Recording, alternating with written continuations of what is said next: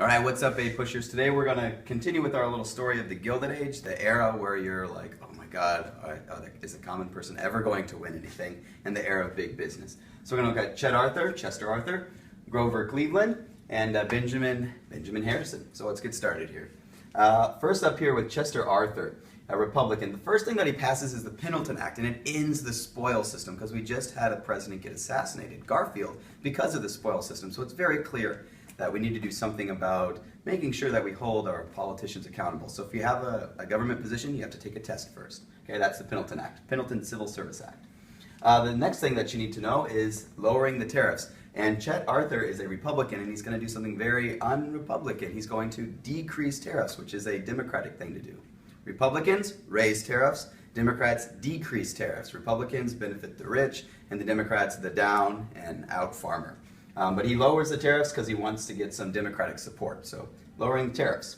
Chinese Exclusion Act, not just Chinese, but also Asians. They're not seen as citizens of the United States. The 14th Amendment does not apply to them in any way, shape, or form. They're seen as cheap labor. They can do sewing, they can be tailors, they can work for the railroads as the low guy on the totem pole. And they are called the Yellow Peril, and they're basically not really seen as people. The next thing is increasing the United States Navy. Doesn't seem like a very big thing, but the United States fleet was a joke. There were like 6 ships that we had total, and now we have an actual Navy. And so when you get to the Spanish-American War, this is a pretty big deal. All right, moving right over here to Grover Cleveland, Grover the Good, a New York governor. He's going to veto more than all the other presidents combined, 400 plus just in his first couple of years. He objects to the Civil War pension. Not because he doesn't like veterans, but because he doesn't see it as the U.S. government's role to fix it. It's laissez-faire. He doesn't want to give them a handout. It's not the government's role. The next thing you need to know is that a court case, Munn versus Illinois, which we talked about, is going to be overturned. And it says that states do not have the ability to regulate the railroads. And so in reaction to this, the Interstate Commerce Act is created. It's like the watchdog. They're supposed to regulate railroad prices, but they're underfunded, don't have a lot of people, and it's not going to be very effective. Next thing, Haymarket Square Riot. The main takeaway message that you need to know from this is that the Knights of Labor are out of power. This happens in Chicago.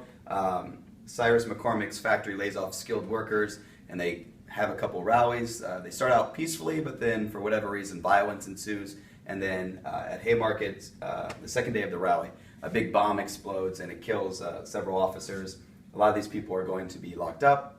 8 people are going to be serve some jail time, and 4 of them are going to be executed. And last but not least over here with Grover Cleveland, you've got the Dawes Act, which is the attempt to Americanize these Native Americans. The reservations get divided up, and keep in mind that these Native American groups are very communal, where they all live together. So now every family gets 160 acres of land, but that's a lot of land, so they don't see their Native American neighbors, and there's going to be resentment, and this will lead to the ghost dance. So in the interest of time here, we'll move over here to Benjamin Harrison. The highest tariff under the McKinley tariff, highest tariff in U.S. history up until this point. So again, he's a Republican. He's going to raise those tariffs. He gives the Civil War pension $1 billion, and that's a lot of money that's being given out to these Civil War veterans, and ultimately it's kind of going to hurt the economy, unfortunately. Sherman Antitrust Act is intended to hurt monopolies, but it says if you interfere with commerce, then you will be in trouble. And so when you have all these strikes happen, the strikers are going to be put down, and the National Guard's going to be called because of the Sherman Antitrust Act. Battle of Wounded Knee is the last Native American resistance. They're starting the ghost dance. They're tired of the Dawes Act, but the U.S. military doesn't see it that way. They see a lot of Native Americans gathering in large numbers, not for spiritual reasons, but for reasons that they think that they're going to have another war. And so the U.S. government goes to the Sioux Indians in Dakota and tries to take their weapons away. One guy is deaf and can't hear them, and they're like, "Give me your weapon." He's like, "What?" And the gun goes off, and the U.S. Army on the hill starts shooting, and it's basically a massacre. 250 Native Americans are going to be killed. It's the end of the Native American resistance. The Omaha Platform, this is for the populace. The populace are industrial workers, they are miners, they are farmers, and they're joining together because they don't feel like they're being represented.